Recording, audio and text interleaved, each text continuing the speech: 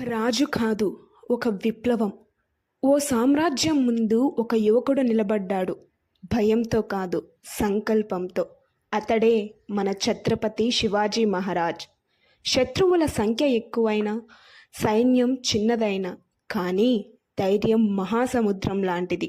అతని వ్యూహం శత్రువుని ఓడించడం మాత్రమే కాదు, తన మాతృభూమిని మరియు ప్రజలను రక్షించడం.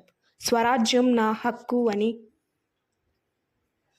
చరిత్రలో గర్జించిన సింహం, గెరిల్లా యుద్ధానికి అధ్యుడు.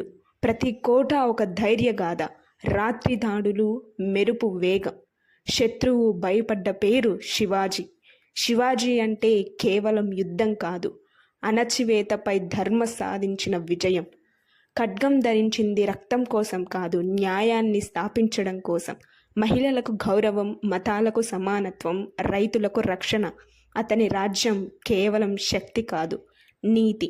శివాజీ మహారాజ్ ఒక రాజు కాదు, భారత గర్వం, స్వాతంత్ర్యానికి మొదటి జ్వాల. జై భవానీ, జై శివాజీ.